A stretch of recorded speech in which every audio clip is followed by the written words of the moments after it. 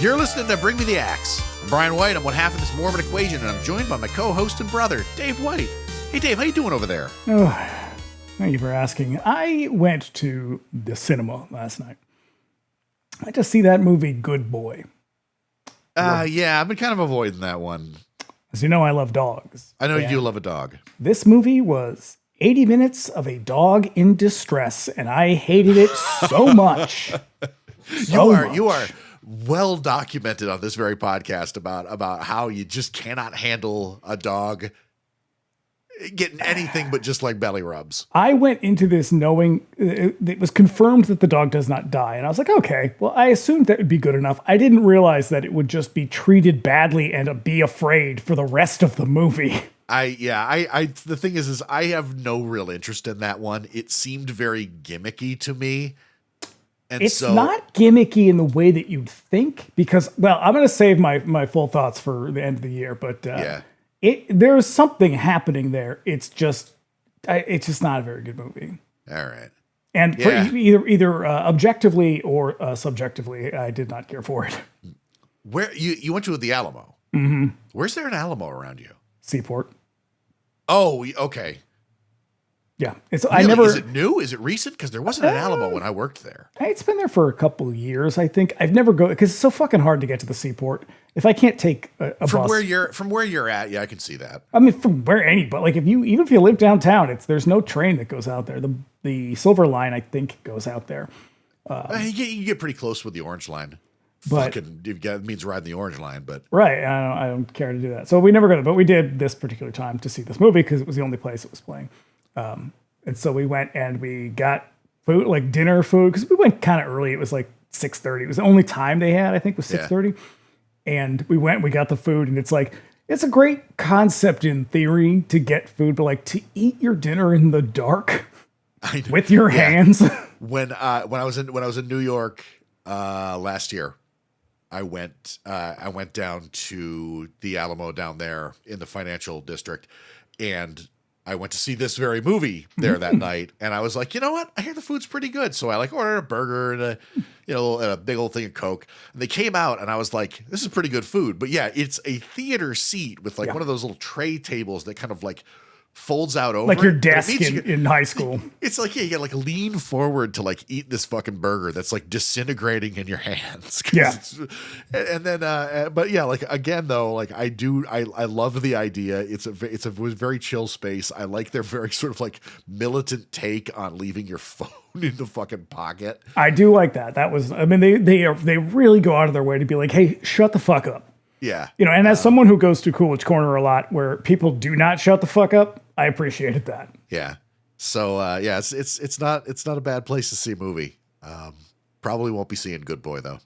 No, don't. Yeah.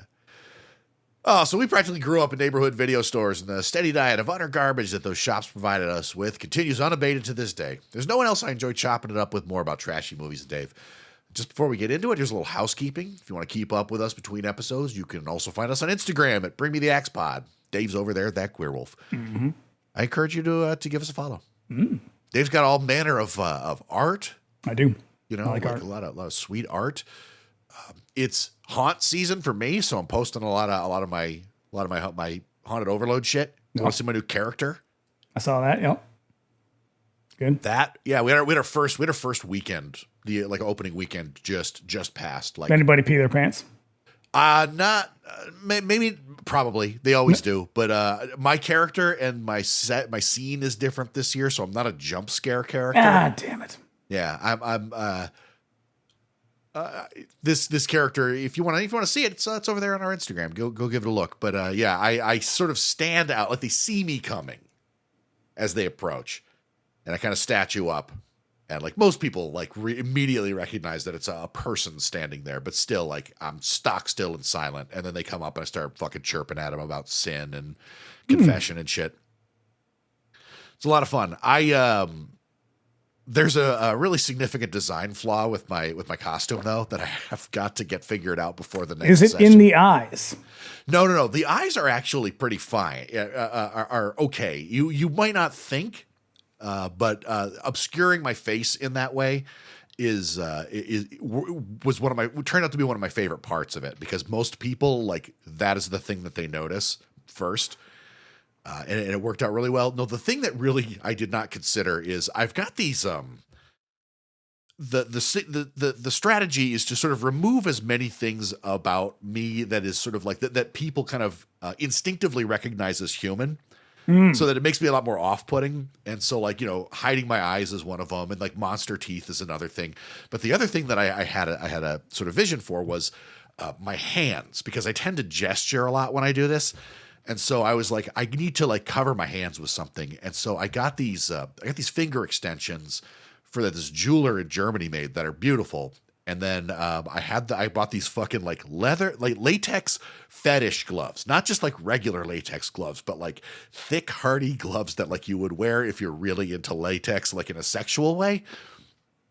I mean, and, you know what that's for. Yeah, and so I put them on, and this did not occur to me until about a couple hours into the night, when I could feel I've essentially created a hermetic seal around these gloves. And so what you forget about this because you don't realize this, but your body's perspiring all the fucking time. It just evaporates rather quickly. But when you have created a seal around your arm, you are trapping those juices in the gloves. And so every time I move, it like sloshes around and shit. Nice. It's so completely disgusting. And so I went down after the session was over, and we all sort of like stop and talk about the night. And I take them off, and like a shot glass full of sweat just splashes out all over the fucking place. It was disgusting. So I've got to figure something else out there. I mean, you could just cut the fingertips off of them. Yeah, but I just got to get. I just got to get some different gloves. You just got to stop perspiring. You got to perspire, otherwise you're in trouble. But there you go. Tales from the hot season. Come on down, follow us on Instagram. You're gonna hear all about it all month long, and then we go back to doing what we do. We're currently in the middle of our all October spooky season extravaganza. Latest episode looking at the 1992 BBC Halloween stunt Ghost Watch is out now. I like that movie. I like that movie quite a bit. I posted a link to that in like some other Discord, and like it was a Discord that seemed to have a lot of English people in it, and a lot of them were like, "Oh my god!" like listening to this, and then they were like, "I watched this when it was on," and it was awesome to hear like first-hand stories from it. And you responded, "You should join the Patreon." I did. That's out now, and we'll be back next week with a look at the ostensibly the best Nightmare on Elm Street movie, Dream Warriors. Yes. Yeah, I'm looking forward to it, man. You can also contact us directly at bringmetheaxepod@gmail.com with any questions, comments, or suggestions. Do let us know if there's a movie that you love. We'd like to hear us give it the business. And if you'd like to support us on Patreon, speaking of Patreon, you can look us up over there at patreon.com/bringmetheaxepod. There's a couple of tiers you can join there. Subscribers at the $5 a month tier can look forward to our bi-weekly X-Files rewatch pod. Do You Think I'm Spooky? Mm-hmm. We're in season 2. We've got a new episode coming out this Thursday. It's a good couple of episodes on the horizon. We've also got our monthly Bring Me the Axe Millennium Edition episode, which is a bonus episode in which we explore a modern horror movie. The current episode out right now is a look at The Autopsy of Jane Doe. Oh, I like that movie too. We liked that movie quite a bit as well. And then there's the future of my bi-weekly DJ show, Radio Free Haddonfield, is kind of on the chopping block. I'm going to mention it here just in case, but may not be doing that one in the future. Look, you can't have it all. I know. Yep. That's you expect a surprising mixtape, everything from rock to disco to punk over there. The episodes that are out, there's like 20 something of them. You can listen, even if you sign up for the Patreon, you can still go back and listen to them if that's the sort of thing that you're into. All Patreon subscribers, even the free tier, get access to our Discord server. Paying members get access to additional channels, voice and video chat, the watch parties option. Mostly watch parties are off until November, once haunt season is over, since I'm usually out until like the wee hours on Friday nights. But we'll be back in November with that. Once again, that's patreon.com/bringmetheaxepod. And lastly, if you like what you hear, you can subscribe to us wherever you get your podcasts. We're on YouTube now. Search us by name and subscribe if you prefer to consume your podcast that way. And you'd be doing us a favor by leaving us a 5-star review on Apple Podcasts and Spotify. So get to it. Yeah, you know, it helps to offset those people that give us 1 star for being too woke. Yeah.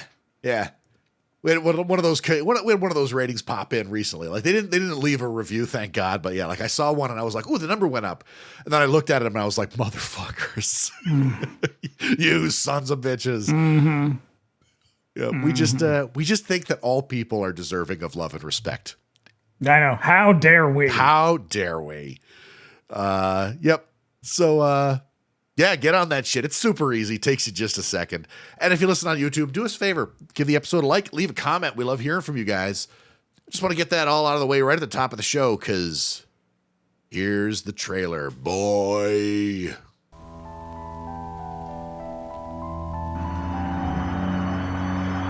Phantasm. Is it a nightmare?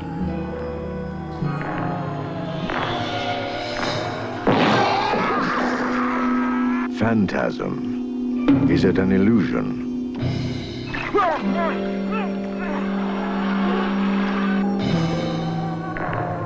Phantasm. Is it an evil?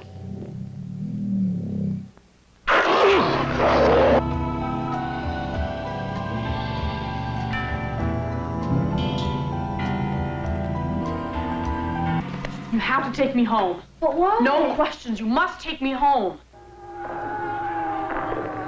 Phantasm. Is it a fantasy?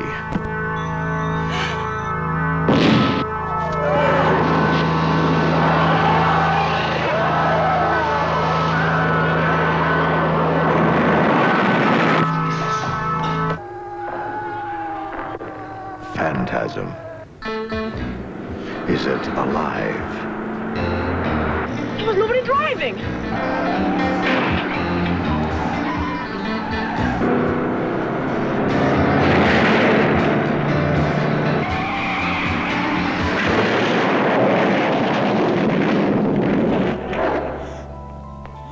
Whatever it is,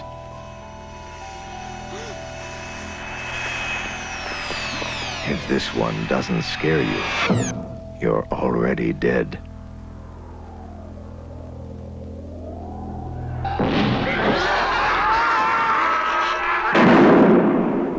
Phantasm. A fucking theme song, man. Hey, I want to tell you something about this. I used to be really ambivalent about this movie. I loved it this time. Yeah. This, you know what? I'm going to tell you this. I love this movie, but it took a long time to really, for me to really come around to it. Me too, apparently. Took me about 40 years.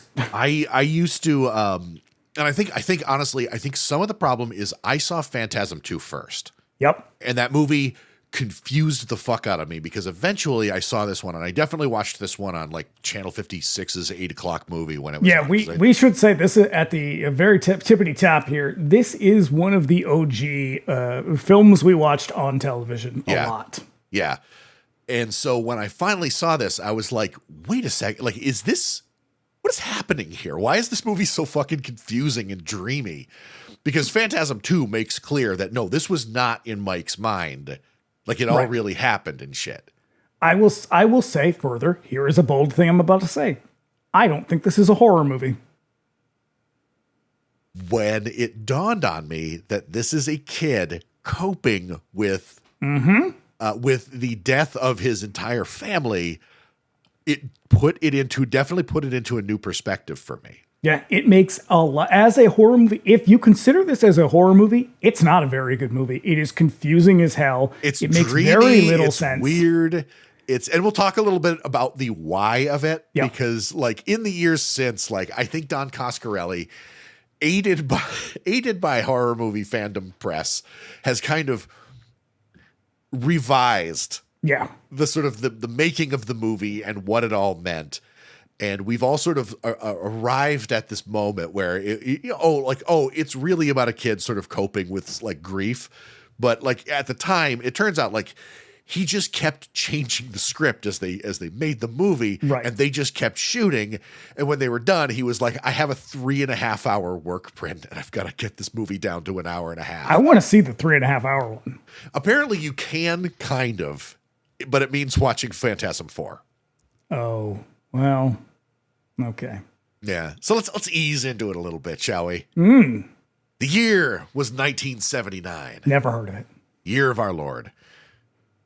Not a bad year for horror movies. Here's why. Alien. Love it. Fucking bona fide classic. Motherfucker, what a movie. The Brood also came out that year. As you know, my favorite David Cronenberg film. Yeah, go back. Listen to our Brood episode. It's a doozy, man. Speaking of episodes that we've done, Nosferatu the Vampire came out in 1979. Love that. Fucking a hell Beautiful of a movie. film. Klaus Kinski just Klaus Kinskiing it up. being Klaus Kinski. We had a great guest for that episode as well, Mark Anastasio from Coolidge Corner, and he does a really good Werner Herzog impression. He does. Also in 1979, The Visitor. You know I love that movie. Movie is strange. That is a top 5 film score for me. It's a good fucking score. As for the movie, Amazing. what is going on in that? Everything. Picture? Everything is happening. It's aliens, but also The Exorcist, And maybe Jesus? plus Shelley Winters. Rounding out 79, the Amityville Horror came out that year. Yeah, I like that movie. It's okay. It's okay. Yeah. Motherfucker. What Good a year. That's a good year. Our cast and crew includes a director named Don Coscarelli. This was his third feature. I think when we started hyping this episode, I think I said that this was his first movie, and I was fucking way wrong on that. It's just I'd not heard of the other 2 movies that he'd made at the time. Yeah, the other 2 movies are like not family movies, but like They are kids like movies. kids getting into trouble, kind of coming of age movies. Very mid 70s, that darn cat kind of, but with an edge. There's this one called is it Kenny and Company? Yep. It looks like, have you ever seen the movie Over the Edge? Yes, I love that movie. It looks like Over the Edge, but like without the adult, like out the adult authority figures. Without anybody getting killed. Doesn't somebody get killed in that? Yeah. Yep. Yeah. From a young age, he knew exactly what he wanted to do. Produced his first feature, which is I think was Kenny and Company was his first one, and then he did Jim the World's Greatest at age 18. Yeah, I will say, I'm not a big Don Coscarelli fan.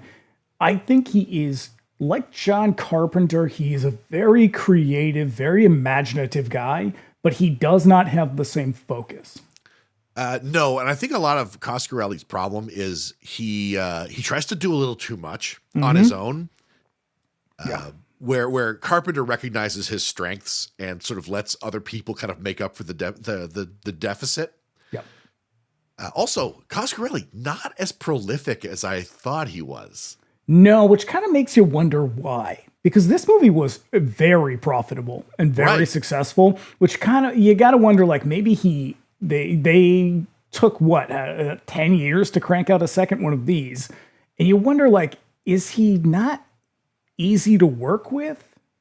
Well, he did, like, I was like, well, maybe he did a lot of TV. And then I looked and like, no, he made this and then he made Beastmaster. And then I think it's like 6 years between Beastmaster and Phantasm 2. And then from there, like, all he seems to do is make Phantasm movies. You know, and then he makes Bubba Hotep, which is pretty good. And John Dies at the End, which I think is a real sleeper. I like John Dies at the End. It is extremely weird. Yeah, it's based on a really fucking weird book. But, Well, he also writes novels, and so that is possibly what he was doing in the meantime. Okay, I'd forgotten about that. But like the only television that he did was he did he did the Masters very of first he did Horror. the very first Masters of Horror episode, Incident on and Off a Mountain Road, I think it's called. It's not very good. I thought it was pretty good. I like the monster in it. It's kind of Jeepers Creepers-y. Oh, it definitely is. And he did the video for Last in Line by Ronnie James Dio. Yes, he did. I fucking love that video.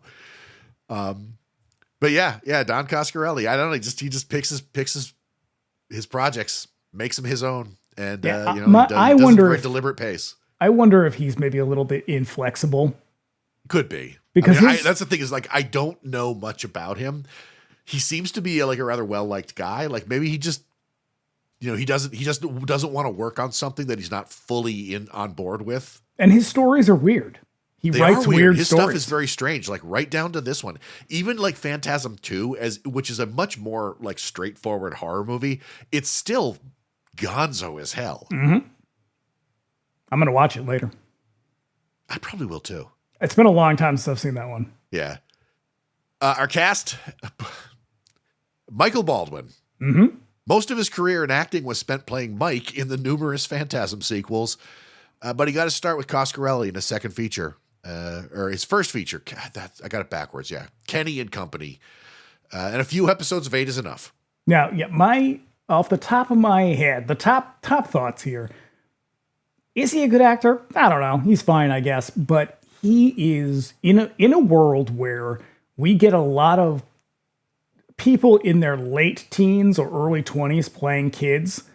He is a kid. He is an actual kid, and he sells you 13-year-old boy so hard. So hard. And for whatever reason, whenever I think of this movie and I think of the Mike character, the first visual, like the strongest quality of his character that comes to mind is his hair. Fucking hair. Yep. I have a lot of notes about his bouncy hair. He's got this just shaggy 70s kid hair. It's terrible. I think what is interesting about him is that he has, as a character, he's able to do two things, because he's selling you two sides of this character. One is he's this very vulnerable, he's a 13-year-old, he's a very vulnerable child. But on the other hand, he wants to be very grown up and tough, and he gives you both of those, and they're both very believable. That's the thing, is I think that as an actor in a movie full of very shaky actors, he's probably the shakiest, but he's also still like the beating heart of the movie. Yeah. Because like a lot of this movie's sort of appeal, particularly to me when I first saw it, was I was probably right around his age. And he rides a motorcycle. He drives a muscle car. He wields guns constantly. He's just like, it is a teenage fantasy in like the most literal sense. Yeah, no, this movie, I would imagine, does not have a lot of women fans. It is 100% a movie made for teenage boys, and not just like young teenage boys. Because you could see it. Because also Coscarelli has his influences are all over this fucking movie, from Stanley Kubrick to like all of the science fiction that. There is one very, very big influence on this movie that we will get to in a bit. Yeah, but I think one of the things I really like, another thing I like about him is that there is a sweetness to him as a kid. There's something very endearing, something very cute about him. Yeah, you don't get this out of like other kid actors. Yeah, he's unique. Like he's weird and he's awkward and he's not a very good actor, but the stuff that is very deliberately trying to be communicated to you, he does it really well. And vulnerability is a very hard thing to sell, because it can often look really disingenuous. Right. And I think that is the defining characteristic of this character, is the vulnerability. It's why I think it appeals to kids of that same age, because you are extremely vulnerable. You're extremely self-aware everywhere you go. You are not old enough to kind of hold your own, but you're not young enough that you can kind of get past on that. And so it's a very weird and awkward, sort of frightening age to be at. And he is so authentically that I think it really resonates. And so when you then see him, wielding a shotgun or like, tucking a knife into his boot, you're like, fuck yeah, I want to be that kid. Yeah. Yeah. We've also got Reggie Bannister, the most famous ice cream man in horror movie history. And that ponytail. I love Reggie's hair. Oh, man. Like Michael Baldwin, he goes back a ways with Coscarelli, appearing in his earliest movies and then going on to become the enduring star and main character of the further Phantasm sequels. I met him back at the old Rock and Shock Horror Con, and he was a super nice guy. All right. Yeah, a very friendly man. He signed my my Phantasm DVD, which I still have. I do believe that as of this recording, Reggie is in hospice care. So, Godspeed, sir. You will be missed. And then rounding out our cast, Lawrence Rory Guy. Angus Scrimm if you're nasty. Mm-hmm. Yep. His tall, skinny frame, the voice, and this crazy-ass movie made him one of the most iconic horror movie villains of the 80s and 90s. Like basically everybody else in the Phantasm movies, he goes back to Coscarelli's earliest movies and continued to work with him on Phantasm movies as the story moved away from Mike and focused on the Reggie character.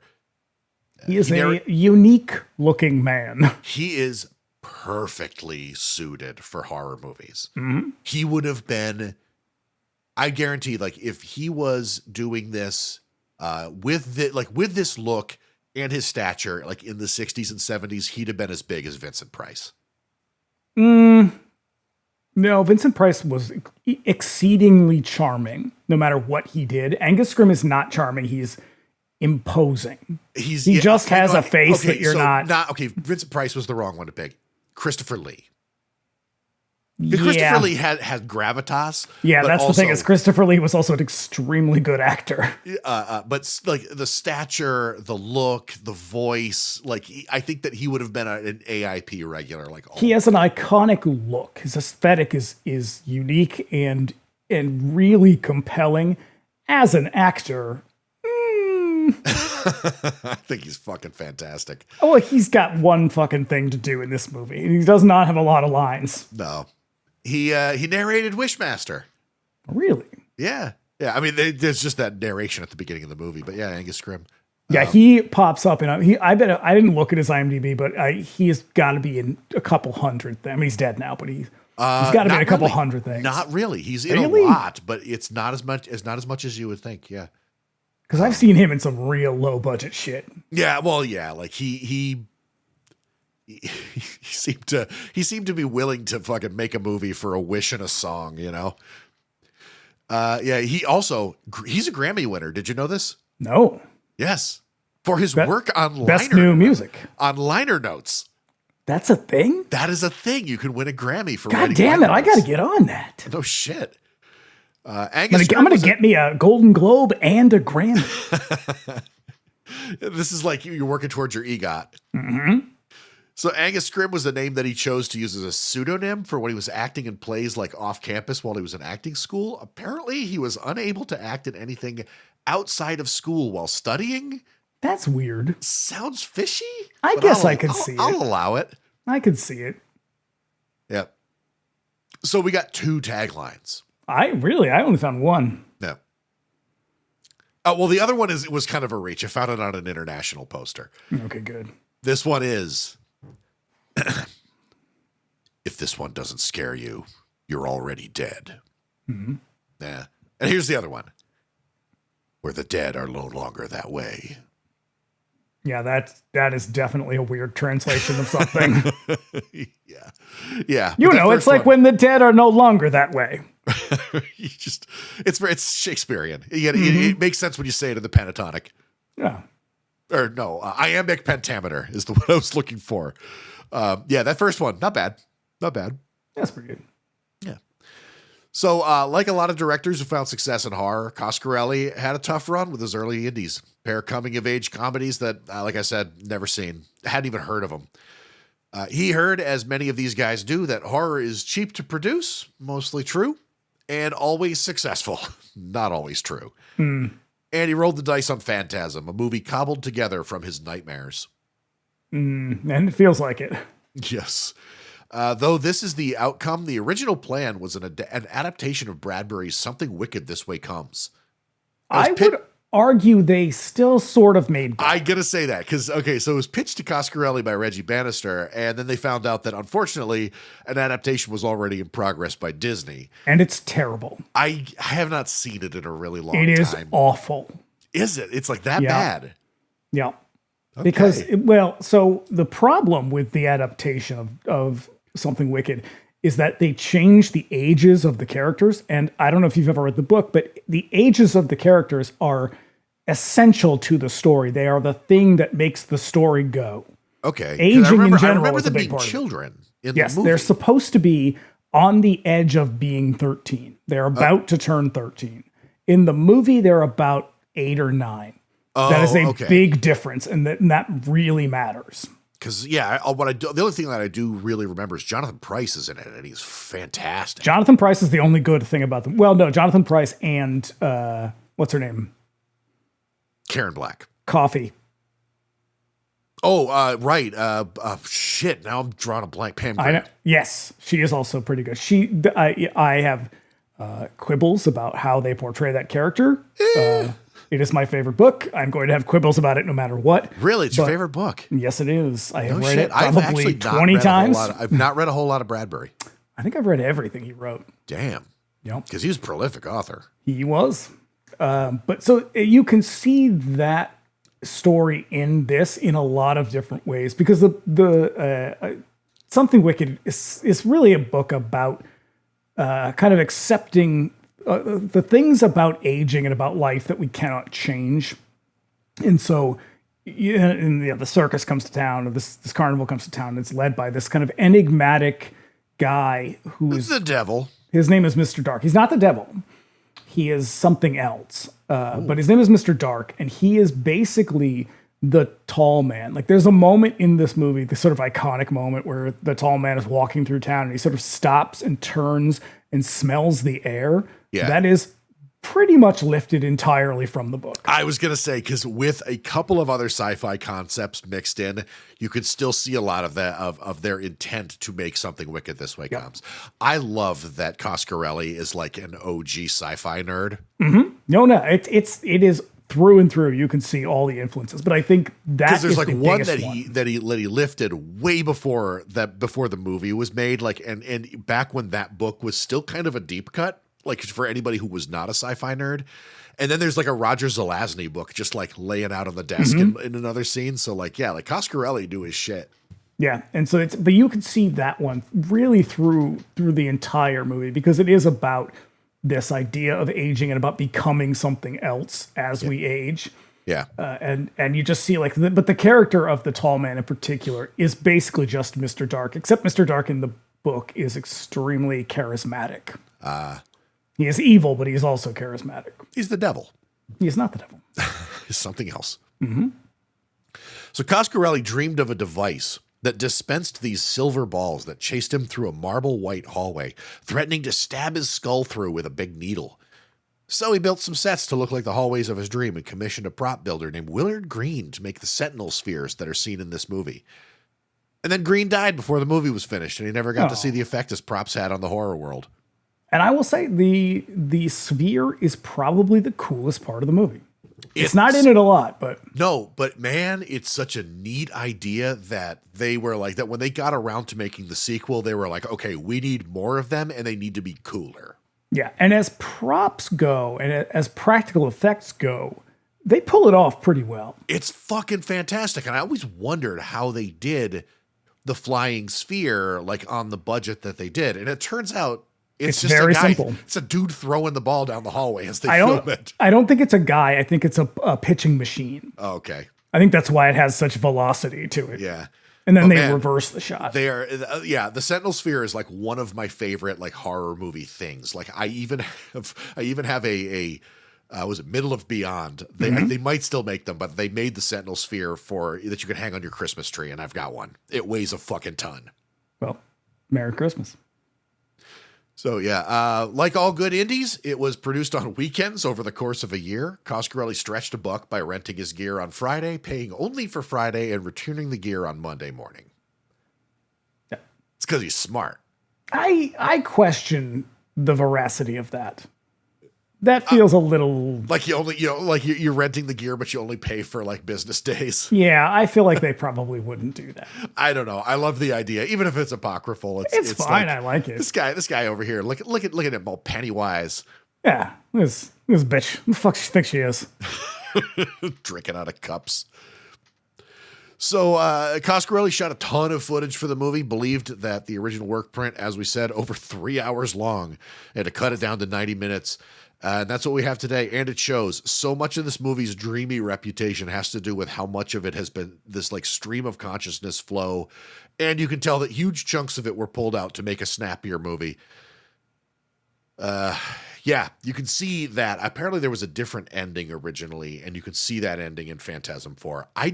I've seen all of them up to, I think, Phantasm 4. I don't know if I've seen the fourth one. Yeah, because they ran those on Sci-Fi quite a bit. And I definitely watched them, but I never owned them. And I don't really remember much about them. I think there's a fifth one. Yeah.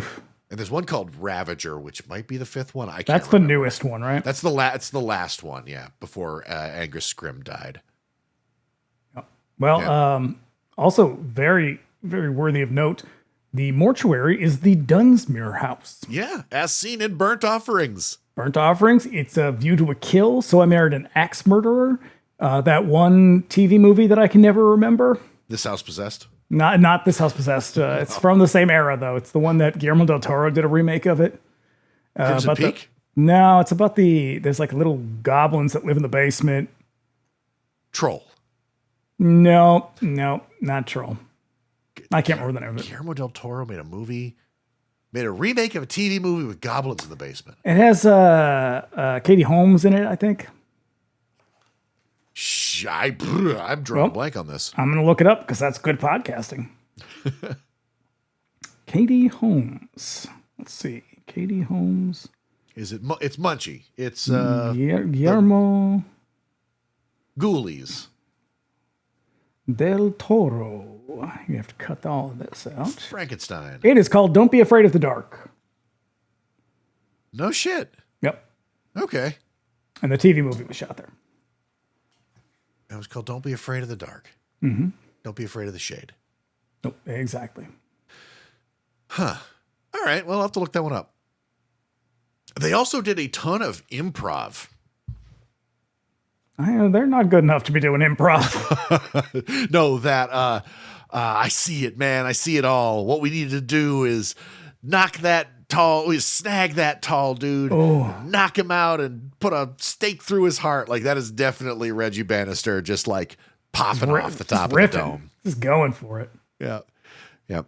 Such a great line that was it. Municipal Waste sampled that on the Art of Partying. The number of people who have said, the number of metal bands who have sampled dialogue from this movie is insane. I see it all now. What we gotta do is we gotta snag that tall dude and stomp the shit out of him, and we'll find out what the hell is going on up there. Yeah, we'll lay that sucker out flat and drive a stake right through his goddamn heart. You gotta be shitting me, man. That mother's strong. Insane. This is like if you were a classic brutal death metal band in the 80s and 90s, you have sampled this movie. Mm-hmm. Also, fucking the theme. Mortician did it. The theme song, sampled by Aesop Rock on Labor Days. Oh no shit! The theme song for Phantasm, pretty influential on the theme song of a certain podcast you might be listening to right now. It is a great theme song. I love it. I fucking love that riff. It's so cool. Yeah. Stripped was constantly in flux. Coscarelli and Bannister seemed to sort of like bounce ideas off of one another, and then they would just like script them and shoot them. And then like Bill Thornbury and Angus Scrim would also come up with shit, and they'd be like, yeah, that's cool. Let's shoot that too. All right. I mean, maybe that's why he doesn't make a lot of movies, because they're like, hey man, I'm not giving you fucking $16 million to hang out with your friends. I know. But I do love that, like everybody, like when he would make these movies, he would make them with like all of his friends and his family too. Apparently, his mom worked on this movie quite a bit. Yeah, she had like a bunch of different roles because they made the movie with $300,000. It ends up making $22 million. Does not look like a $300,000 movie. It's nope. Yeah, so it looks low budge, but it looks good low budge. Yeah. Yeah, so she ends up doing like costumes and catering, and she wrote the adaptation, the novel adaptation. She did. I mean, this is the most 70s movie ever. the fashion is so fucking 70s. I mean, all of like the bell bottoms, the hair, a 13-year-old carrying hunting knives and riding dirt bikes. Jody, the name Jody, first of all. Yeah, they don't. People don't name boys Jody anymore, do they? They don't. And Jody's hat in the scene where they're jamming out on the porch. just thought like what a nice hat. I'm gonna put this on and go play guitar. I think he stole that from the guy in the Warriors. Apparently, this movie is supposed to be set in Oregon.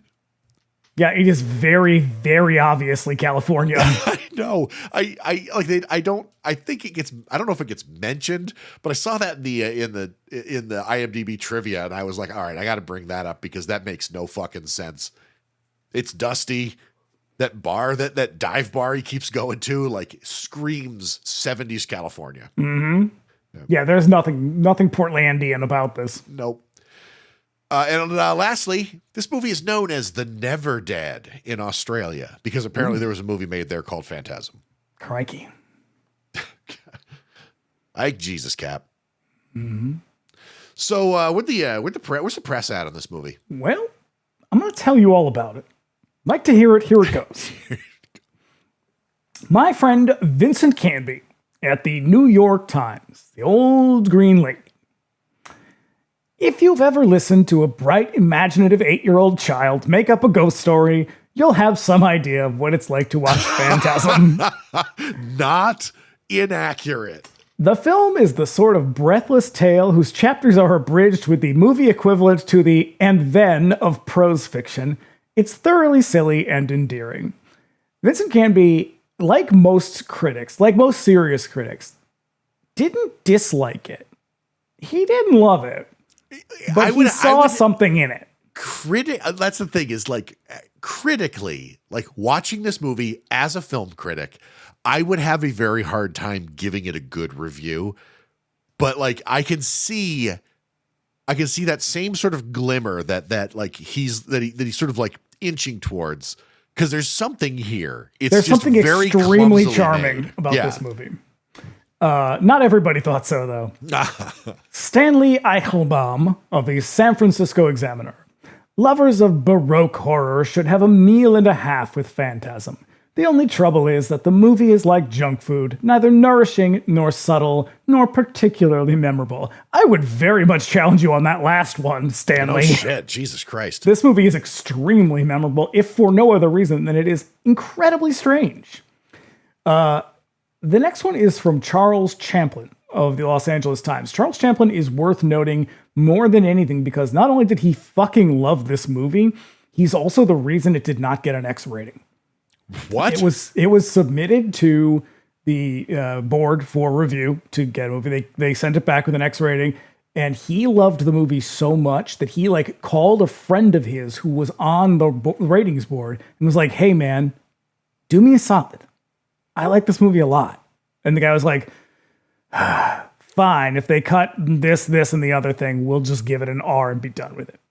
So Charles Champlin loved this movie. It's like his favorite movie of all time. That's fantastic. Here we go. Phantasm is as real and scary as a cemetery after dark. There is no comforting, rational explanation for the story's dark events. The tingles linger on, but you can't help laughing. It helps to steady the nerves. The horror genre is not to everyone's taste, but this youthful picture seems to delight those who cherish the taste of fear and can't wait to be shown dread secrets. Wow. Yeah. He wrote like multiple articles about this movie. My God, that is some purple prose. Yeah. I kind of like that last. I love that shit to death. I'm not going to tell you who this one's by. You're gonna know by the end, probably. Phantasm is put together rather curiously out of disjointed scenes, snatches of dialogue, and brief strokes of characterization. So far, so good. But Coscarelli has a nice visual feel. His pacing and camera placement indeed have to do yeoman work in Phantasm because what happens in the film is so disconnected. Half the time, he's scaring us by default. We're so boggled by the moments that do work, like the stainless steel bloodsucker, that we keep waiting for more. It sounds ambivalent. Yeah. It is Roger Ebert. Yeah, it is. He didn't hate it. He didn't like it either. But I got one last one for you. Okay, good. Because usually we cap it off with Raj. I'm going to cap it off with a user review from IMDb.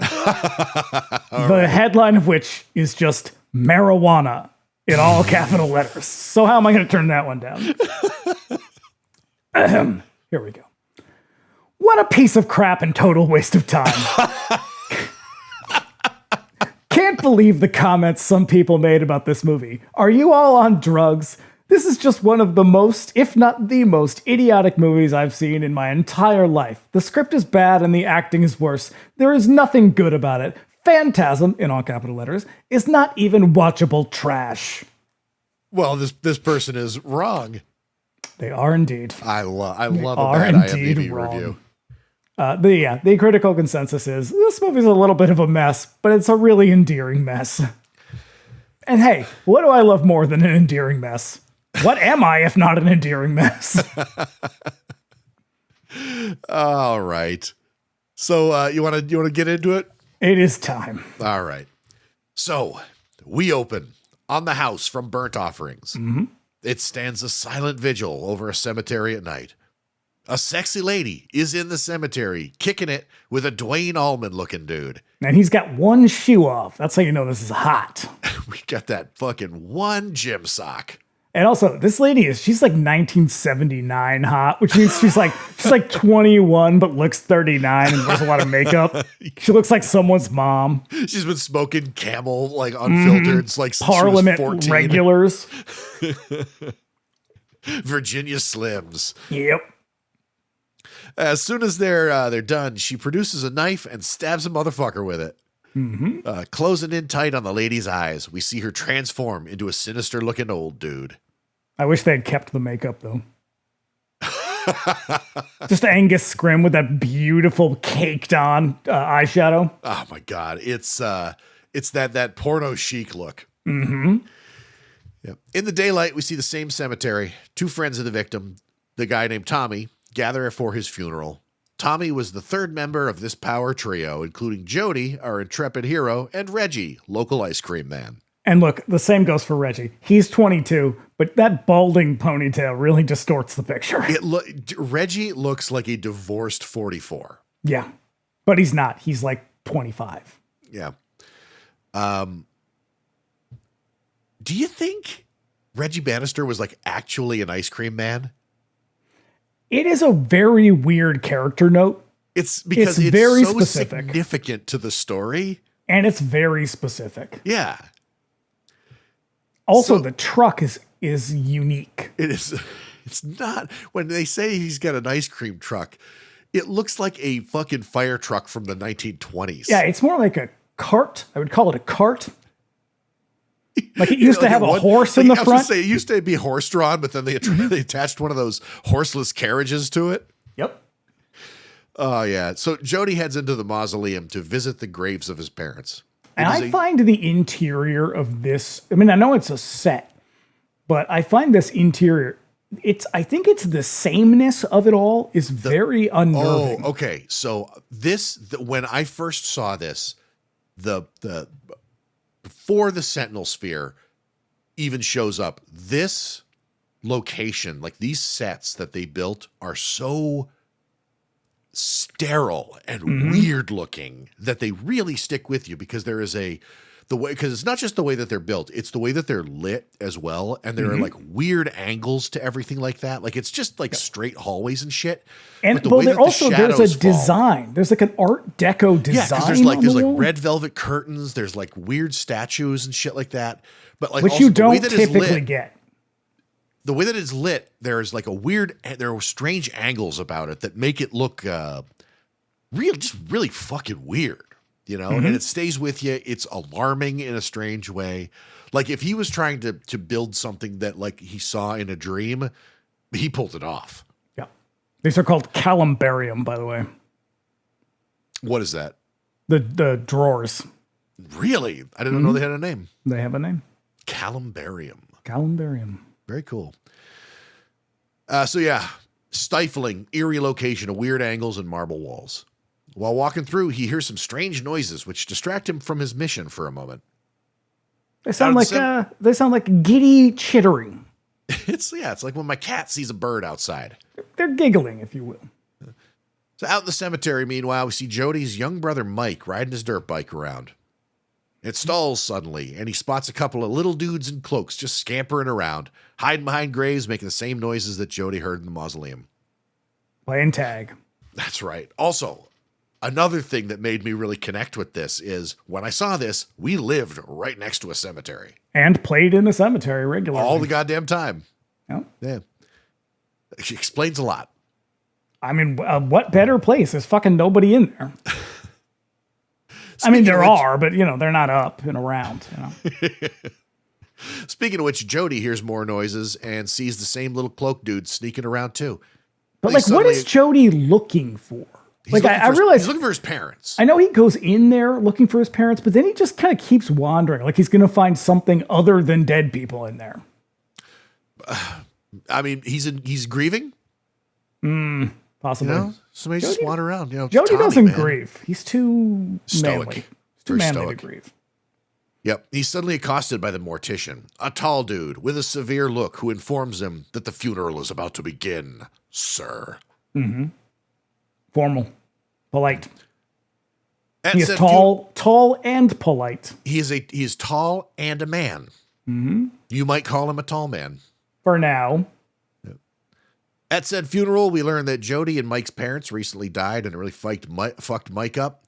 And so they keep him away from the funeral. But Mike's out there in the yard sneaking around watching the funeral through some binoculars.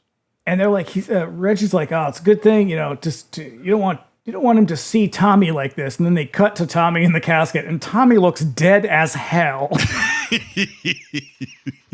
Like they did not even bother to embalm him. Didn't give him any fucking didn't even put some fucking foundation on him. Nothing. What a mess. So he continues watching after the funeral ends and he sees the tall man lift Tommy's coffin all by himself and put it in the back of his hearse instead of burying it. And you can see when he lifts it, you can see that there's ropes on one side that make it easy for him to grab it. Because it's just made of like balsa wood or whatever, but it's still a very cumbersome shape. And so they had to tie ropes on it. And later on, you won't see those ropes. But you can see him in this. Also, I want to say, Tommy, he has a lot of well-wishers for a guy who fucks in a graveyard. I wouldn't have expected that. I know. It's I don't know. It's not like fucking at the dump. You know, it seems like a place you might go to kick it. I guess. You know, maybe it's the only place in town. Like, you know, it's like the fucking Lover's Lane for wherever this is supposed to be taking place in Oregon. Okay. Oakland. It's San Diego. Mm-hmm. On his way home, Mike stops by a fortune teller for a little advice. And this is what a psychic reading should be. Just an old lady in some weird old Victorian house. Oh, bring me into a parlor. Mm-hmm. It better be fucking draped with velvet. I don't want to sit in a storefront. Yeah, no, don't. I don't want to come into your little side room off the kitchen. Mm-hmm. I want pageantry. I want aesthetic. Yeah, make it spooky. Put a fucking show on for me. That's the whole thing. That's the whole point. That's why I'm there. I want an experience. I want an old lady with a fucking star on her cheek. She doesn't have to speak. The teenage girl next to her, also with a star on her cheek, can talk. Very nice. Right. So yeah, a young girl brings him into the parlor to see the teller, her ancient grandmother. The old lady says nothing, but the girl speaks for her. Mike found out some bad news about his brother. He's leaving, which seems bleak, man. I mean, so their parents die and he's just going to ditch his little brother? What a piece of shit. Yeah, fuck Jody. So we cut to a memory. Mike is driving Jody's sweet Barracuda. Mm-hmm. When they get home, he pops to the hood and climbs under the car to do some work on it. Like a 13-year-old does. Yep, in the 70s. In the 70s. And I do love that it's like a fucking awesome muscle car. It is. And of course, the quintessential. The fucking dorks in the IMDb trivia are just like spouting off about it. I love it. Car guys and gun guys. Car guys, gun guys, and motorcycle guys. You can set your watch by them. One of his friends pops by to give his condolences, and then they chat, and he mentions that he's dumping Mike off on some aunt and uncle while he splits down. Jesus, man. He's right next to you. He's under the car, but he can hear you. And not just that, he's like, man, he's real clingy, too. What the fuck? Yeah. His parents just died, and he's 13. You are the only adult in his life. And he's probably going to take the Barracuda with him, too. So what are you leaving Mike with? Nothing. Nothing. That's what. Also, you should call it a CUDA, like they do in the Wraith. A Hemi Cuda. The grandmother tells Mike that, hey, it's all good. If he leaves, Jody will take him, which he does in a sense. Yeah, because it's like Jody's got to go out on the road, man. And I thought, what is Jody doing out on the road? What? Yeah, what? Well, I have a theory about what Jody's doing out on the road. I think he's a rocker. He's taking the show on the road, man. He's got songs to sing. He's got that sweet hat. That's right. And then the old lady says, hey, put your hand in this box. Right. Yep. So, he mentions what he saw at the cemetery, and we see the rest of the memory. He gets on his bike and rides away after seeing crazy tall man shit. But as he rides, tall man seems to command some calamity that causes him to dump his bike. And the old lady causes a black box to suddenly materialize on the table. The girl tells him to put his hand in the box, and it seems to grab onto him, causing him panic and some pain. And she tells him not to fear, because fear is the mind killer. Fear is the little death that brings total obliteration. Never play put your hand in the box with an old lady. Because she's going to pull out a Gom Jabbar, and you're going to find out if you're an animal or if you're a man. Stolen directly from Dune. Everything that they say in this moment is stolen directly from Dune. Literally from Dune. Yeah. And I love that because they hadn't made the movie yet. And so like this, unless you'd read the book, which if you're into science fiction, you probably did. But if not, this was like brand new to you. And then a few years later, David Lynch makes it and you're like, what? Did he just steal that from Don Coscarelli? A year after that, David Lynch disowns it. That's right. You get the Alan Smithy cut. So back at home, Reggie shows up with his guitar as Jody jams out on the porch in a sweet hat, and they jam together. And this is where we get our first shot of a bottle of Dos Equis. There's so much Dos Equis in this movie. Because they didn't quite sponsor it, but they gave them a shitload of it. I remember just drank it. When I was in school, we had to make a little short film. And one of the things that we had in our class, like the film and video instructor was like, now you would be surprised how easy it is to get like product placement for a thing. Like you just call them up and get in touch with the right people and they'll either pay you or they'll just give you whatever you need. And my group did something with, it was like a Coke bottling plant down there. And they sent us like 500 bottles of Coke just at our request. Nice. Well, I'll tell you what, I'm a beer guy.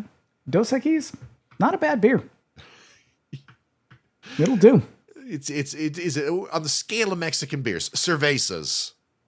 Where's it land? It's an upper tier. I love it. There's so much of it. After a while, like even before I knew that this is a thing that happened, I was like, they really like Dos Equis in this movie. Yeah. I love that Reggie's folk rock ice cream persona is so great. He's just a music. He's a rambling man.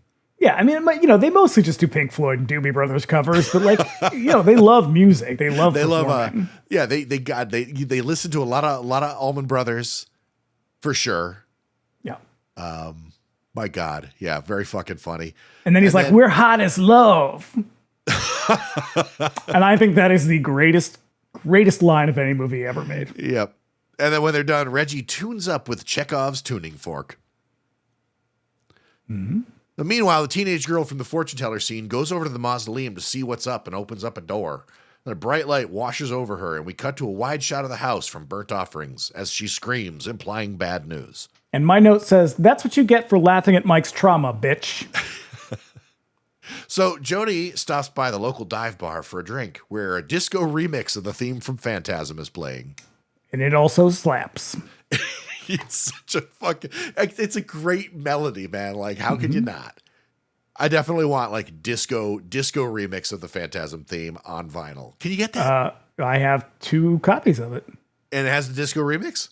The newest one does. Awesome. The one from Waxwork does. Yeah, it's like the disco remix of the Star Wars theme. It's got that. You can probably get that on vinyl too. I'm sure you could. So Mike is also there outside watching through the window as Jody picks up a lady. There's something very sweet about the way that he follows him. I mean, he's like a puppy. He's like a dog. It's rooted in deep fear and insecurity, but it's still sweet. Right. It's not just any lady, though.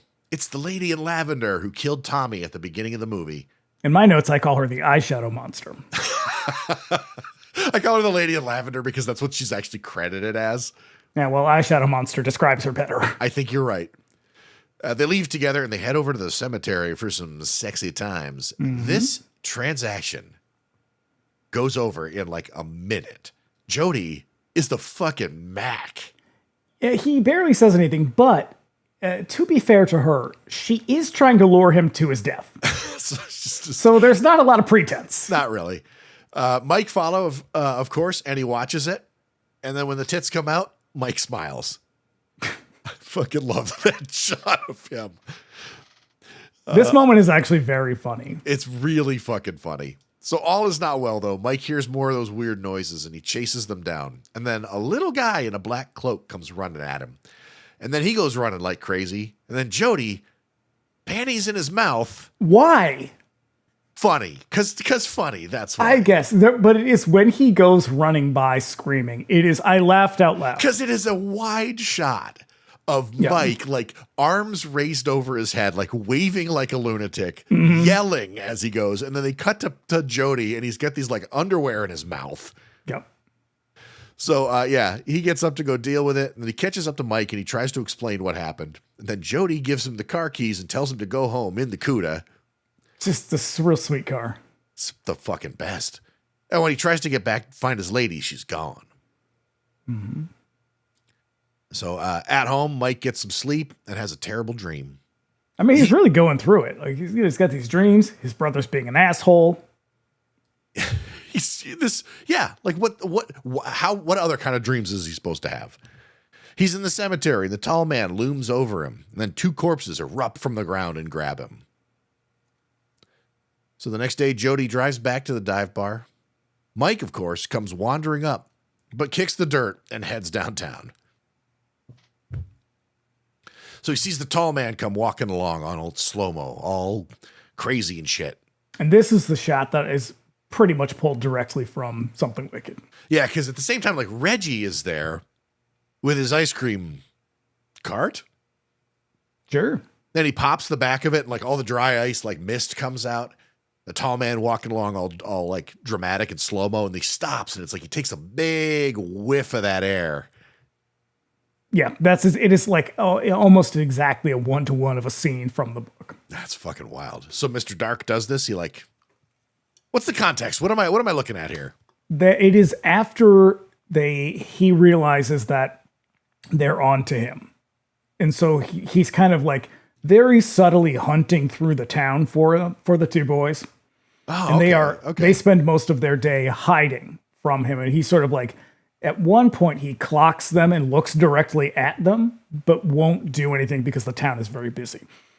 And then there is a chapter, an entire chapter right after that happens, where the next chapter is nothing much else happened that day. That's the whole chapter. That's fucking awesome. Yep. That's fantastic. Okay, so yeah, I can see that then. Like this is exactly that.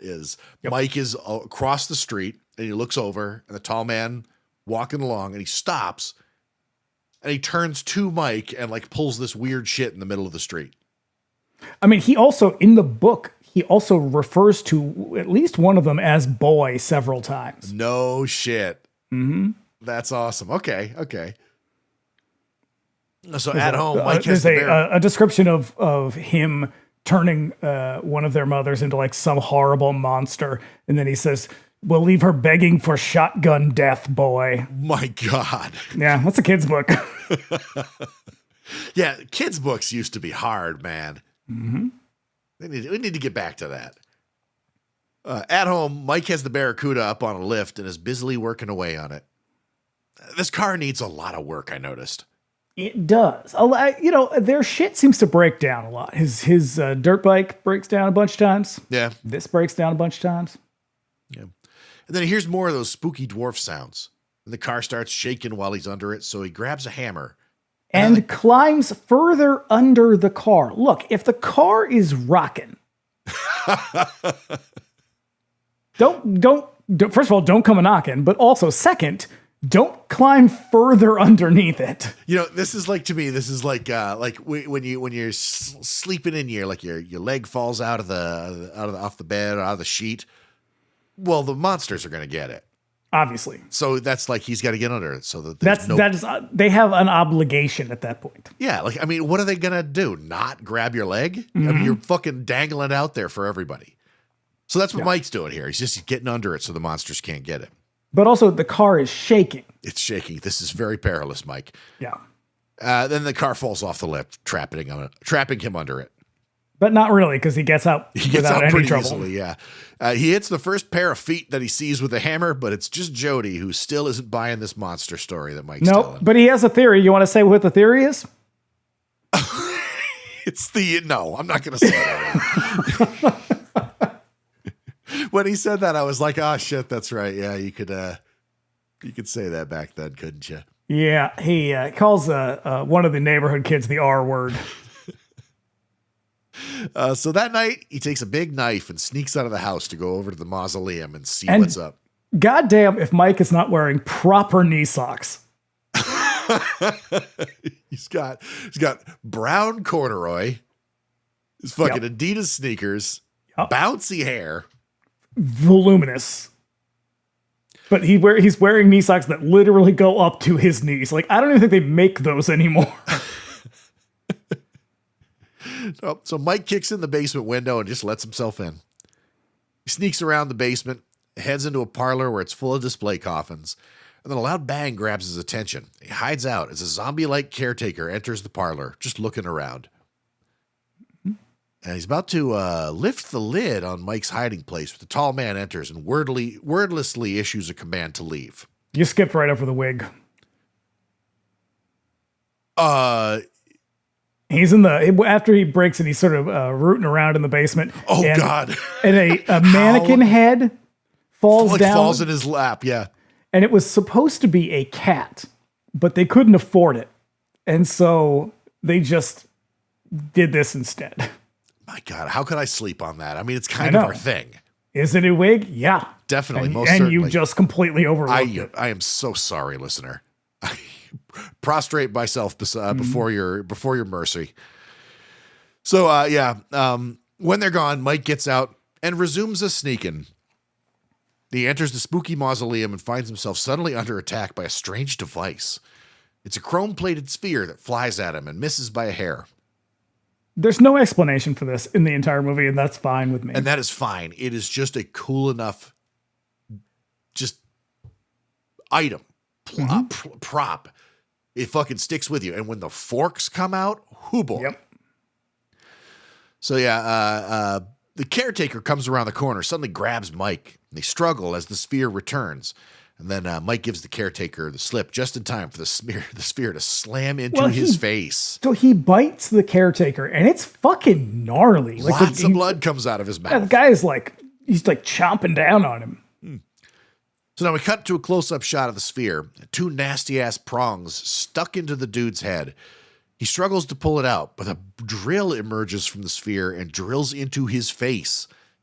Then a gout of blood just erupts from the backside, spraying blood everywhere, and he falls down dead. It is gross and wonderful. I love it to death. It is so great. And this is the second part that made me laugh very hard. When he's just spraying blood all over the place? Not that part. So the guy's body falls down, and then he pees. I think that's right. I think that's what happened. So that was originally one of the things that got them the X rating. Why? I don't know. Because I mean, hey, I don't think it would happen like that, but it would probably happen. Sure. Yeah, you die and you just let go. You vacate your bowels and bladder. So after that, the guy's down on the ground, and the tall man comes around the corner, and Mike's standing there, and he goes, like he's about to say something to him. And I don't know why I thought it was fucking hilarious. So as Mike stands there completely it's very shocked. much like it's a moment where he's just like, look, that guy's dead and I didn't do it. He's like, shit, am I in trouble right now? So tall man steps around the corner. They square off, walking toward one another, but Mike suddenly busts out and runs for it, returning to the basement, slamming a big steel door behind him. And then he thinks he has it made, but the tall man's hand is stuck in the door. Mm-hmm. Just flapping there.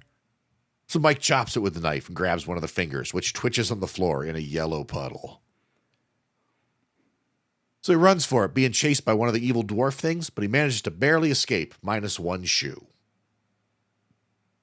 And at home, he sleeps on the stairs with a twitching finger in a box and a shotgun on his lap. I mean, this kid has access to a lot of shit he really shouldn't have. I mean, I dare say Jody's not a very good parent. It's probably for the best that he's just going to go. Jody, he's a young adult. He's a rambling man. That's true. Lord, he was born a rambling man. So he's got to ramble. That's why he's leaving. He's got to ramble. Well, it's 1979. What are you going to do? It's the call of the road. So Jody comes down and finds him, relieving him of the gun. And in the day, he shows Jody the box, which contains the still moving finger in a puddle of mustard. It's the old dick in the box trick, which is quite literally where the idea came from. Step one, cut a hole in that box. Coscarelli was like drinking a styrofoam cup of coffee, and he poked his finger through the bottom when he was finished. He was whom amongst us? Yeah. And so he was like, that's a pretty good bit. And he used that because, hey, he put everything in the movie. Yeah. Jody believes him now. So he tells him the full story. Jody gets on board really quick. Well, he shows him a box containing a twitching finger. And then he's like, you know what? I believe you. So Jody decides after that, he doesn't believe him again. There's like he says something else, and he's like, well, I don't know about that. And it's like, hey man, you just saw a twitching finger in a box. Like nothing's off the table. Jody decides to go tell the sheriff and sends Mike off to get the finger. But when he gets to his room, he finds that the finger has transformed into a horrible fly creature. So Mike struggles with it, and Jody comes to help. And they manage to bring the struggling creature to the kitchen and stuff it in the garbage disposal. Reggie shows up looking for some help with this ice cream truck, and he's just in time for the fly creature to crawl out of the disposal and attack again. And that bow tie, man. Reggie's bow tie. It is enormous. He is. It is comically large. Dressed for sales. I mean, that is the official bow tie of ice cream salesmen everywhere. Mm-hmm. His reaction is pretty great because he comes in and he's just like, hey, Mike, I thought I'd see if you want to come help me out with the ice cream truck and what's going on here? Yeah. And then, the bug attacks again. And I love how they do the bug attacks because it's just them like clutching a shirt and like jerking their arms all over the place. Mm-hmm. It's fantastic shit. Yep. So, he goes into the same kicked out basement window and is immediately set upon by the dwarf creatures. Oh, no. So they go, before that happens, he's like, all right, I'm going to get my gun. They've got a pump action shotgun in this house, a pistol, and what appears to be several Revolutionary War era rifles. It's just some muskets. Mm-hmm. Just in case. So, Jody then does the dumbest move possible, aiming the gun at the monster on his back and shooting it. Yeah. And luckily, it knocks the creature off. They didn't have an armorer on this movie? I have a note right here about that. Okay. No armorer. They had Coscarelli had never worked with guns before in his movies, and so he did not realize that when you shoot a gun with a blank in it, there's still like burning wadding and a jet of explosive gas coming out of it. Mm-hmm. So like when he fires that gun at himself, like he was very like perilously close to hurting himself or the fucking kid in the dwarf costume, because it is a child in that costume. That's right. The shades of Twilight Zone. My God.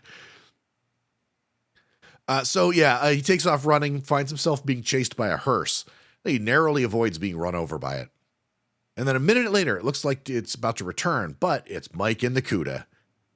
So Jody climbs in and they take off. And the hearse returns, so Jody grabs a shotgun off the back seat, pops out the window to shoot it. As soon as it's close enough to see, though, they can see that there's no driver. So Jody shoots... Except there is a driver.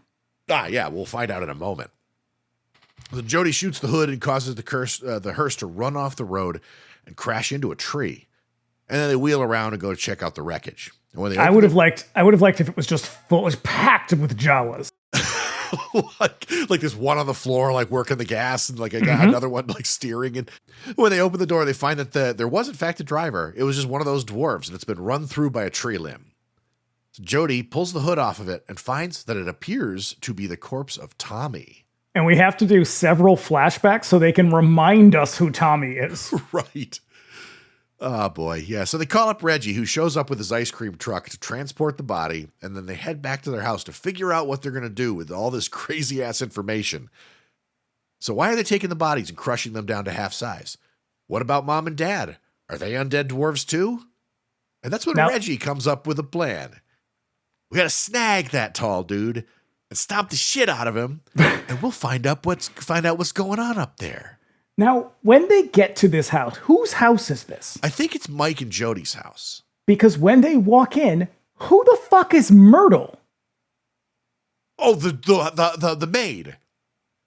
They have a maid? The maid that we have not seen until this moment. Yeah, she just jumps out of the shadows, and he's like, Jesus, Myrtle. And I was like, who is Myrtle? Who the fuck is Myrtle? Yeah, apparently, like, there were also some scenes shot with like their extended family, like in other parts that they just eventually just cut out of the entire movie. So she must have been in earlier versions of the movie. Like, she's definitely probably has like a whole side plot in this fucking 3-hour version of Phantasm. Jesus. Yeah. So, Jody tells Reggie to take Mike to some friends where he'll be safe. So they drop him off with a couple of girls who live in an antique store, I guess. We're in the antique store where these two ladies live or work or hang out it's unclear. It's a cool antique store. Yeah, I mean, it looks like the store from, what is it, Friday the 13th? Poltergeist? Yeah. Which one? Friday the 13th, the series. Yeah. Mike wanders around the store checking out all the cool shit, comes upon some old photos. This also feels like it is not pulled directly from Something Wicked, but there is a moment in Something Wicked, This Way It Comes, where they go to the library and they go through a bunch of old sort of ephemera, and they find out that this circus or this carnival has been coming to town for like over a century. Oh, shit. With the same people. Stephen King also ripped that off. Yes, he did. Or it. That's amazing. Yep. One of the photos is the tall man, but it's old-timey. He sits on an old horse-drawn hearse. The picture magically zooms in on him as he turns to face Mike. And then Mike demands the girls that he take him home. And they're like, your brother told us not to. And he's like, don't ask questions, girl. Also, yeah, like seriously, I'd be like, no, you're 13. I'm not doing anything you say. You must take me home. There's no time to explain. And she's like, your brother was like, under no circumstances are you to bring this kid home. And he's like, no. You got to bring me home. And so they're like, you know what? Fuck this shit. Fine. I'd probably do the same. I'd be like, I don't know how I got roped into this. I don't want any part of it. So on the way back, Reggie drives along when the body of Tommy starts to struggle in the back of his ice cream truck. And you can hear the whole time that the music is playing, the chimes are playing in the car. I mean, I hesitate to say car. It's the cart. Yes, his handsome ice cream truck or whatever. As the girls drive him home, they find Reggie's truck on its side. And Mike gets out to check on it. He finds the lock on the back of his truck broken. The Tommy dwarf is also missing, leaving nothing but a yellow pool behind him. And like, I feel like we're supposed to know who these girls are. Like there was probably more of them in the original movie. Yeah, because I would imagine that in the sort of longer kind of work print that he had, there was probably a sort of a wider world going on in this movie. Because when we watch it, like there's really like 4 characters in this movie, and they're so isolated that you could make a case to me that there are only 4 people who exist in this world. Like you don't see really anybody else except for Myrtle and these girls who they seem to know, but like we have no idea who they are. Oh, there's the bartender too. Oh, the bartender and grandmother. So okay, yeah, I mean there's something going on here. But they're all like weird tertiary characters. Like you feel like they just sort of somehow they all know them. Yeah. Like reasonably well. Like they kind of like, it's like Bob's Burgers. You've never watched it. Like Bob's Burgers, they live on a boardwalk area and like it's its own little community. Okay. And so this kind of feels like that, where it's like, well, you got Myrtle, you got the grandmother and that little girl who also lives with her, and that's their whole world. Yeah. All right. These are the people in my neighborhood. So he gets back in the car with the girls and tells them to get going, but they're suddenly attacked by a dwarf. They all struggle until Mike is literally thrown out the back of the car as it drives away. And this is a very strange moment. Like, the shot is really weird. I like this scene a lot, but it's such an odd scene of him going through the back window because of the way he goes through it. He goes sort of like head first. Yeah, he sort of tumbles out the back as it pulls away.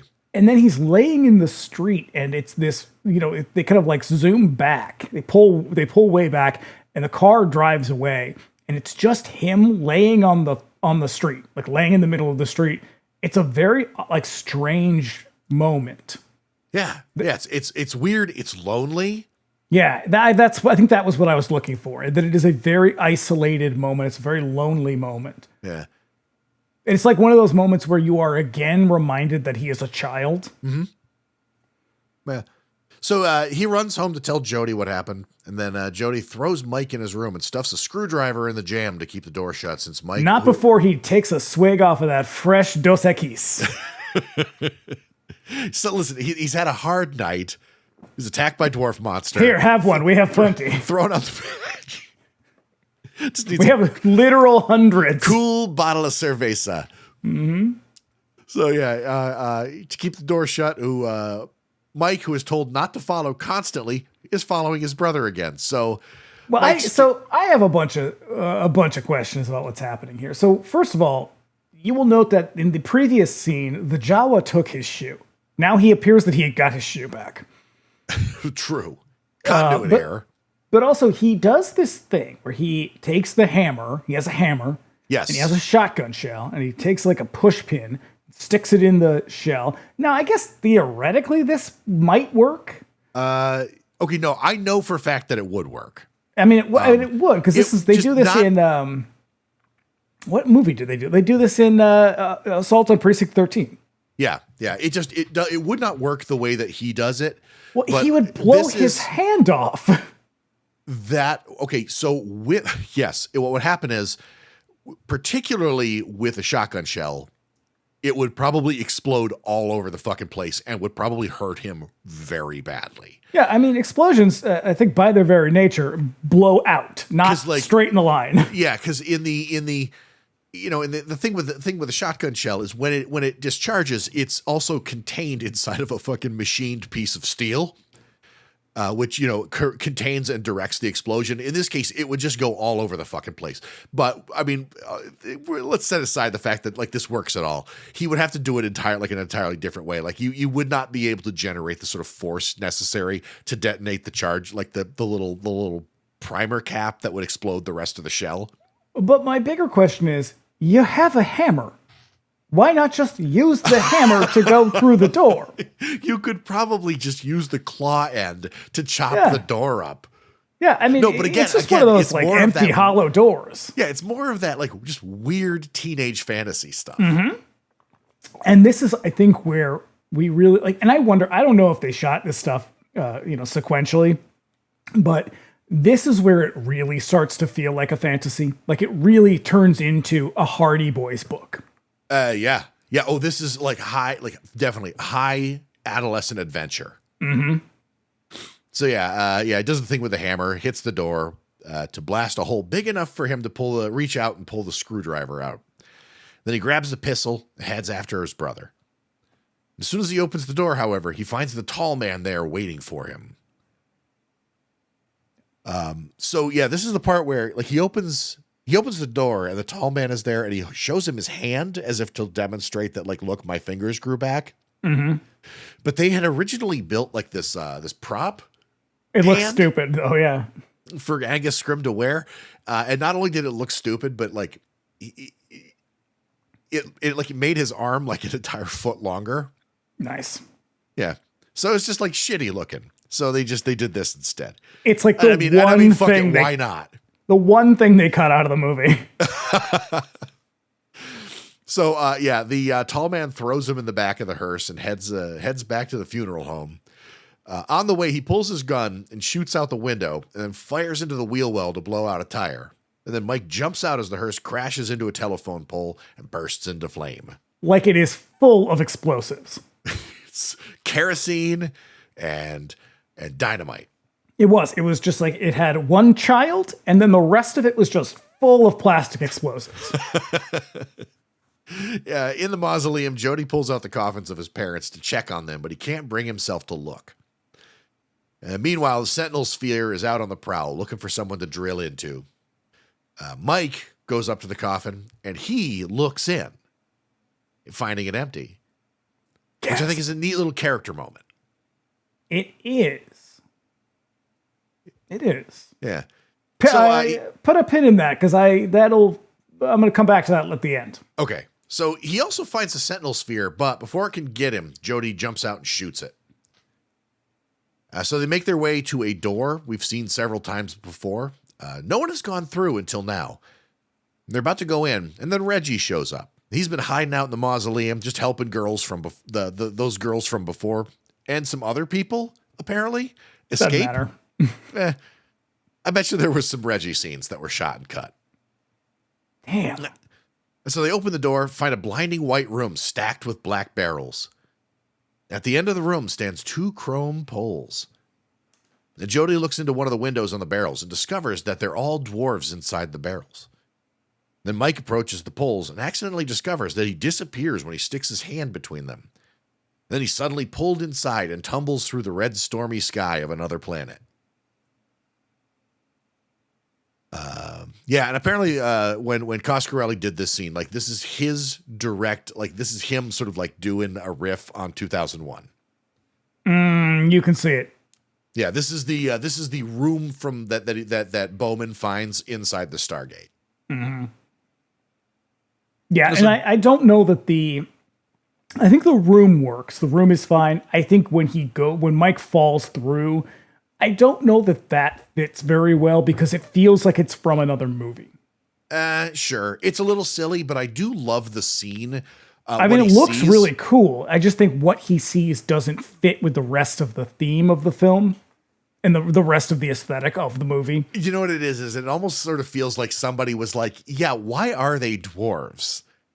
And Coscarelli was like, okay, I guess I should answer that question. Why that one? I mean, there had to be other questions. Right. Because he does answer it, and it doesn't make any fucking sense. No.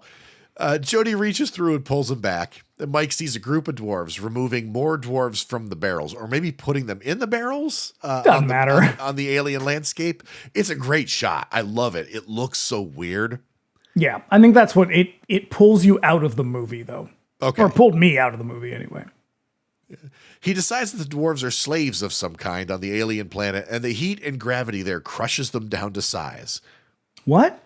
Why? So why is the tall man so fucking tall then? Yeah. That's because he's their god.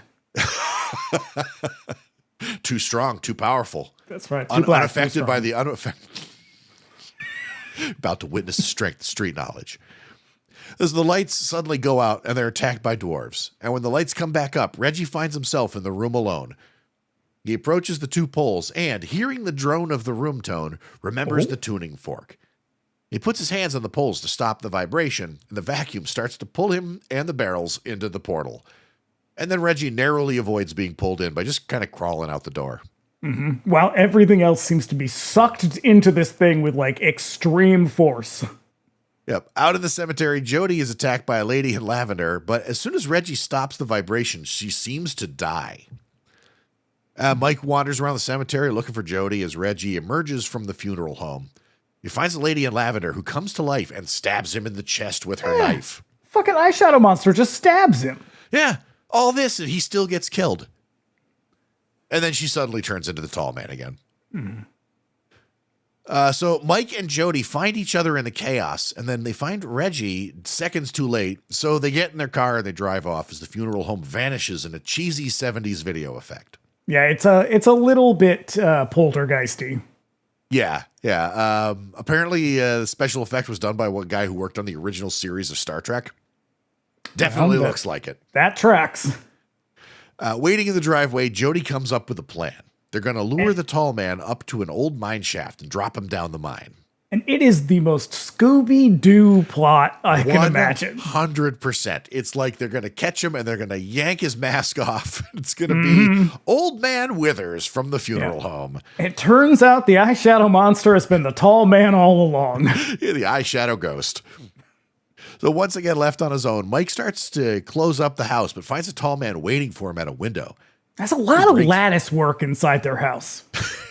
Inside the house. You don't see that a lot. It's such a 70s house because not only that, like Mike's room has one of those like wall-to-wall, floor-to-ceiling landscape of the moon wallpapers. Mm-hmm. I guarantee in another room they had a wall-to-wall, floor-to-ceiling like forest scene with like a deer standing on the edge of the forest and shit. Yeah, and in Jody's room they had a round bed. Mirrors on the ceiling. Mm-hmm. So, yeah, he breaks through, grabs for Mike, who gives him the slip, or so he thinks. Sneaking around the kitchen, the tall man busts the door off its hinges and chases him up to the mine shaft. This is when we get the iconic boy line. Yeah. And it's ADR. You play a good game, boy. He doesn't even move his mouth. No. I will say, though. The shot is cool. When the door comes off the hinges and he's just kind of standing there, fucking awesome. Because the way that he's shot, he's very imposing looking. And he has such bouncy, luxurious hair. Oh, ye old Angus? Yeah, because he's always walking with such purpose, and it's just... It was a decade of bouncy hair. Mm-hmm. Yeah. You know, everybody wanted that Farrah Fawcett look. He definitely did not achieve that. Not even close, but he tried. So while they're up there, Mike is running around, slips in some mud, and gets grabbed by zombie hands that come up out of the swamp. And we are full on choose your own adventure at this point. Right. To jump over the mud, turn to page 27.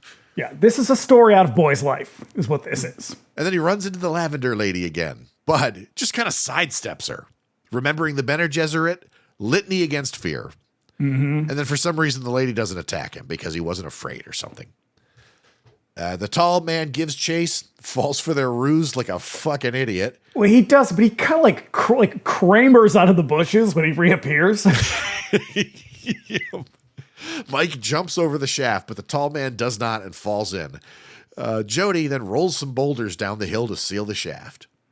And I think it's significant that Mike is the one who really executes the final kill move here. Yeah, because he's been relying on his brother to do all this, to do all the hard work, really, to do the action stuff. And in this moment, like he's the one who's like, I must not fear. And then he's the one who puts him down. Yeah. So now later on, we find ourselves before the roaring fire. Mike's before that, he wakes up in bed. And I think what's interesting about this is they must have shot these scenes later, because when he wakes up in bed, you can tell his hair is significantly shorter than it has been. Yeah. And then later on, it's going to be quite a bit longer than it was earlier. Right. And Angus Scrimm's hair is going to be shorter. Yeah, so later on, we find ourselves before the roaring fire. And Mike is telling Reggie, who should be dead, what happened. And then Reggie's like, hey, listen, it was just a dream, man. Because used to read Word Up magazine. Salt and pepper, heavy D up in the limousine. The funeral we saw at the beginning of the movie was Jody's, not Tommy. He died in a car crash, and the whole thing has been this big cope fantasy of Mike. And now, Reggie is now his dad or something? Because Reggie's like, listen, man, I'm gonna take care of you. Like, don't worry, I got you. Reggie needs to know that Mike is going to have a lot of very serious abandonment issues because this is his third dad that he's on. Yeah. Right. Yeah. And so Reggie plans to split this town with Mike. He's just like, you know what we need to do? Let's grab these axes. Let's ramble. He's like, why don't you go upstairs and get your gear? I'm going to sit here by the fire and practice Sister Golden Hair. Hey, now play classical gas. So Mike does so and finds a really fucking funny picture of his brother cradling a small dog and his guitar. And so as he's gathering up more stuff, the closet door closes, and in the mirror, we can see the tall man waiting for him there, lit ominously. Mm-hmm. And then Mike turns and is grabbed through the mirror by monstrous hands. Fucking roll credits, baby. Whew. I'll tell you, I think if you look at this as a horror movie, it is a confusing, albeit endearing mess at best. Yeah. I think there's a shitload of unanswered questions. There's a lot of it seems like there's a lot of just excuses to pull off some fun set pieces. But I think if you look at this as an adventure film or as a fantasy film, it makes a ton of sense. And maybe he didn't intend it to be that way, but it works that way. That's like the only way it works. The only way it really makes sense. Yeah. Yeah. Like it is just, it's a boys adventure movie. Mm-hmm. And a couple of years from now, like he is going to really fucking fully put the flex on that when he does Beastmaster. Because I think Beastmaster as a movie that is, it's essentially, it's a fucking Conan ripoff. Yeah. It's a setting way better suited for his sort of fantasy sensibilities. Because that movie's also got all kinds of like just weird, very Don Coscarelli ideas in it. But it's older. I think that is built around older characters. Sure, yeah. I mean, it's not the same. It's not a sort of adolescent fantasy like this one is. That it's not a metaphor. It's an actual. Yeah, like that one is film. more deliberately like muscle man action movie kind of shit. But I think that as you get there, like he's so influenced by a particular generation of fantasy and sci-fi that like it really fucking works in the context of Beastmaster. Works here. It's just it's getting all kind of muddied with the horror movie vibes. Yeah. I think the horror does not feel like a natural thing for him. Yeah, even though it kind of goes on to sort of describe his entire career. Like I think that he probably would have been much more comfortable in fantasy and sci-fi settings. And I'm surprised that he didn't, because eventually as these sequels go on, they become way more sci-fi movies than horror movies. Yes. But I mean, the same thing happened to Stephen King, where like Stephen King was very much a science fiction writer and a fantasy writer who happened to have some horror ideas, and those just were the ones that really hit for him. And so he kind of leaned into it. It was only once he was Stephen King that he got to actually go back and really revisit the sci-fi stuff.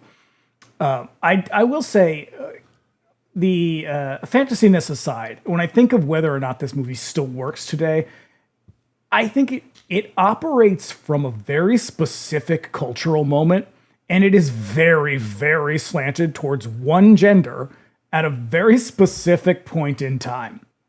And so, like, at a certain point in their life. And so it's like, I'm not sure that if you're not that familiar with the cultural moment that it works in, or those particular experiences, that this will resonate at all. I would be super interested to know like what somebody in their 20s or even like in their early 30s would think of this movie on first viewing. Yeah, I would think that they'd be like, that is a mess. Yeah. Like I think that it definitely got its hooks in me because I saw it at the fucking perfect time. Yeah. You know, and we weren't when I did see it, we were probably not even like 10 years out from when the movie was released. So yeah, I mean, less than that. I mean, it speaks to, like I said earlier, like a very specific time in a boy's life where you are not old enough to kind of like navigate the world on your own, but you're just old enough that you can't get by on being a little kid anymore. Yeah. And so the world becomes a lot more threatening in a very specific kind of way. And I think that's why it resonates. And then from then on, I think it just works on nostalgia because it is a very, very 70s movie. Yeah. And 80s. I mean, really, it's the 80s. It feels like the 80s. I don't know. I mean, it was made, I believe it was made in 1977 and 1978. Yeah. And it really, really feels like California in 1977 and 1978. Oh, yeah. You know? The fucking folk music. They're noodling on the guitars. Yeah. I mean, that said, I still I really appreciated it a lot more this time than I probably ever have. There's much, even though it is a shit show, there is a depth to it that I was not expecting. Mm-hmm. You know? And I mean, again, it's the nostalgia really working overtime, but like, I think part of the reason, for me at least, probably for you, is that we are significantly older now than when we first saw it. And so to see someone that age is very much like, you do sort of be like, oh yeah, this is kind of an endearing movie. Like, you don't see that when you're watching it and you're 10 or 12. You just think it's cool. When you watch it now, you see that there is a sort of sweetness to the movie itself. Yeah. That you would never have clocked that first time around. No, not even a little bit. But yeah. It's great. It's great. It's a good one. I love this movie. So all right, what's our next destination? Well, we will continue our Halloween series. Halloween Hootenanny. With the third and inarguably best entry in the Nightmare on Elm Street series, Dream Warriors. I would be interested to have a conversation with people and really sort of get a feel for it, because I've seen some people really go to bat for the Dream Master. Oh, the fourth one? The fourth one, not bad. It's I not mean, bad. it's fine, but it's not great. But no, for me, Dream Warriors is fucking it. Yeah, because like in the same way that like I was in the perfect spot. Yep. To see this movie, I was in the perfect spot to see Dream Warriors. Yes, just as much as this was sort of an OG one, Dream Warriors is also going to be a from back in the day movie. Yeah. And then 2 weeks, we will be back again. We are going to close out this auspicious month with Dario Argento's Phenomena. Ah, yeah. Also known as Creepers. As known as Creepers. I can't wait to do that one, because that one's going out to a listener. Mm-hmm. And I look who accused me of not appreciating animal attack films. Me, of all people. The audacity. I know. So, Phantasm, y'all. We'll see you next week with the little Nightmare on Elm Street 3, Dream Warriors. And then we're going to cap off the spooky season with Dario Argento's Phenomena.